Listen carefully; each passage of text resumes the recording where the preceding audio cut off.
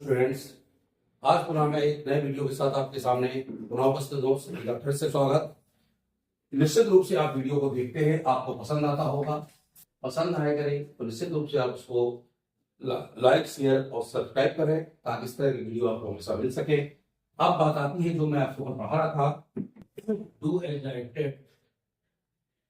Do as directed, तो इसमें मैंने कल आपको सो दैट और टू टू के बारे में बताया था कि इनका प्रयोग यूज कैसे करते हैं और निश्चित रूप से परीक्षा में पूछे जाते हैं।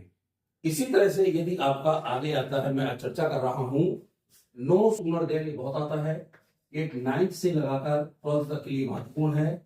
इसका प्रयोग करते हैं नो सूनर देन, और इसके स्थान में लगाते हैं एज सून एज। ये दोनों के अर्थ एक ही हैं। ये एक घटना के बाद तात्कालिक दूसरी घटना घटित होती है तो हम एज सून एज या नो सूनर देन का प्रयोग करते हैं। एक घटना का तात्कालिक घटित होना चाहिए। तात्कालिक घटित घटना होती है, जैसे कोई वाक्य आ गया, यहां क्या आ गया, as soon as I saw a tiger, और यहां पर कॉमा आता है ताकि इसमें दो वाक्य जुड़े हैं। जैसे ही मैंने टाइगर देखा, जैसे ही मैंने टाइगर देखा, और आगे का वाक्य आता है इसका अर्थ होगा जैसे ही, ज्यों ही, त्यों ही में क्या हुआ, आई रैन अवे, मैं भाग गया।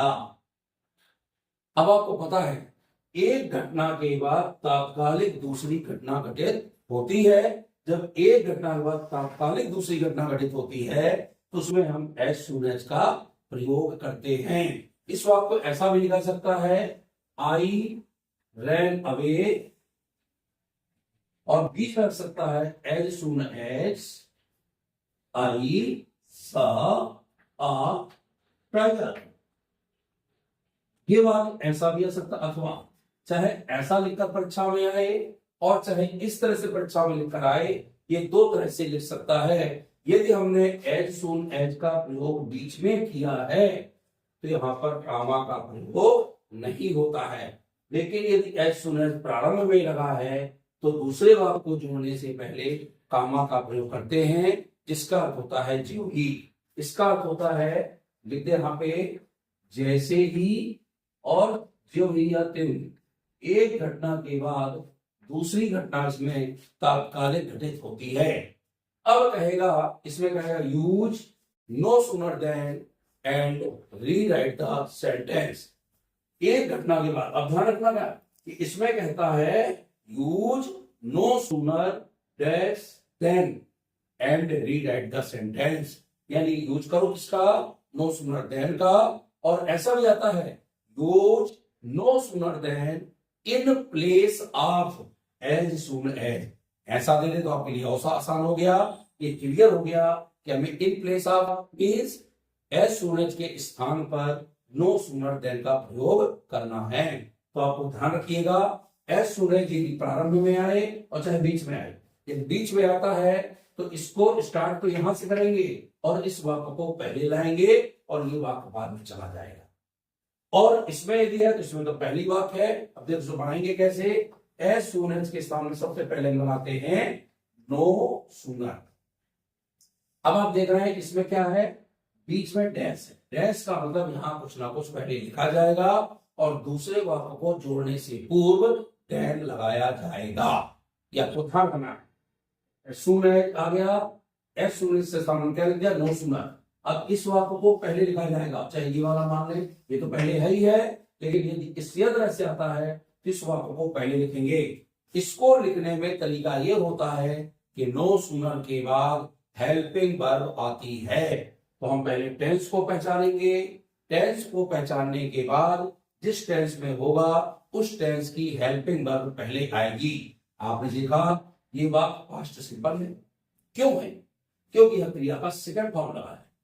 क्रिया का सेकंड फॉर्म जब भी लगा होता है तो ये पास्ट सिंपल कहलाता है। और हमने बताया था आपको पास्ट सिंपल की क्रिया होती है डिड, ओनली फॉर डिड। तो यहां डिड लगाएंगे, सबसे पहले आ जाएगा डिड। डिड आ गया। अब जब डिड आएगा तो इस वाक्य को असर्टिव बनाएंगे, यानी डिड हमने पहले लगा दिया तो डिड जब लग गया तो फिर करता आएगा। करता क्या है, आई है। अब जब यहाँ पे डिड लगा दिया है सा को देखते हुए, तो इसका आ जाएगा फर्स्ट फॉर्म, यानी हम इसको सीधा रूप में कह सकते हैं कि इस वाक्य का निगेटिव भाग बना देते हैं, वो सॉरी इंट्रोगेटिव बना देते हैं। इंट्रो में पहले क्रिया आ जाती है, फिर कर्ता आएगा और क्रिया का फर्स्ट फॉर्म कर्म और अंत शब्द आ जाएंगे। तो डिड आ गया, डिड के बाद आई सी और फिर क्या लिखा है अ टाइगर, अ टाइगर आ गया। स्टूडेंट ध्यान रखना, अब ये कामा यहां से हटेगा। कामा क्या होगा, यदि ये वाक्य आया तो कोई बात नहीं, इस वाक्य को जोड़ने के बाद देन लगाएंगे पहले और इसके बाद यहां पर लगाएंगे देन टीएच एन, ईयर मत लिखना, इसमें टू सुनने में आता है देन टीएच एन, ये लिख दिया। अब आप ध्यान रखिए वाक्य आगे का क्या है, आई रैन अवे, इसमें क्या था आई रैन में यहां पर है, तो ये वाक्य इस तरफ आएगा और देन के बाद पूरा लगाएंगे आई रैन अवे, उसका भी अर्थ वही होगा जैसे ही मैंने टाइगर देखा वैसे ही मैं भाग गया। यानी वाक्य को ध्यान रखना है और नो सुनना नहीं आता है तो भी हमें इस तरह से वाक्य को बनाना पड़ेगा। जैसे ही अब अगला बताता हूँ आप,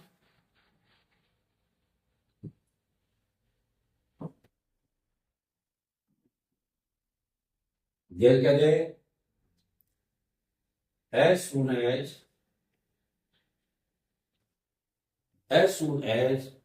the train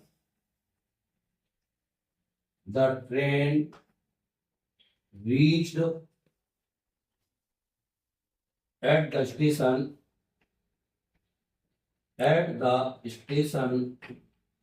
क्या हुआ, जैसे ही ट्रेन स्टेशन पर पहुंची या आई, वैसे ही के लिए ये हो गया कामा, वैसे ही द पैसेंजर्स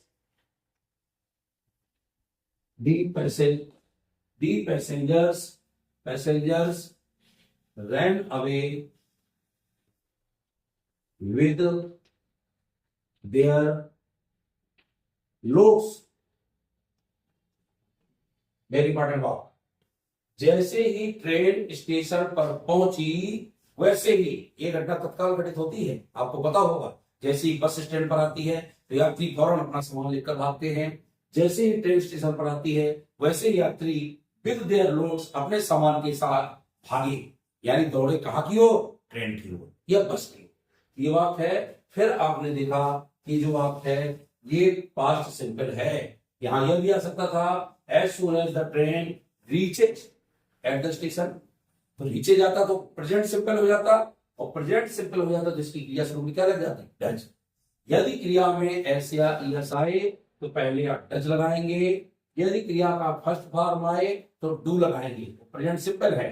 यदि यहाँ क्रिया का सेकंड फॉर्म आता है तो आप पहले क्या लगाएंगे, डिड लगाएंगे। ये अच्छे से नोट कर लीजिए, और कोई हेल्पिंग वर्ब आती है उसी हेल्पिंग वर्ब जो तो, लेकिन वो पहले रखेंगे क्योंकि वाक्य को मैं इंट्रो बनाने का बिल्कुल पॉइंट में रख लीजिए, इस वाक्य को मैं इंट्रो बनाना है। इंट्रो मतलब ये नहीं कि इंट्रो बन गया और प्रश्नवाचक लगा दूं, ये नहीं, लेकिन इंट्रो बनाने का तरीका है। सबसे पहले इसमें क्या लगाएंगे स्टूडेंट्स, दो सिंगल, ध्यान दीजिए, no single verb past simple है ना, ये क्या आ जाएगी, डेट आ जाएगी। डेट वर्ब क्या है करता, ट्रेन है तो ट्रेन लिख दीजिए। अब जब यहाँ पे डेट लग गई है तो यहाँ क्रिया का फर्स्ट फॉर्म हो जाएगा ना, ईडी हट जाएगा, क्या बनेगा, रीच। बाकी कोई चीज नहीं, एट द स्टेशन, जैसे ही ट्रेन स्टेशन पर पहुंची, अब ये कामा हटेगा, क्या लगेगा, देन।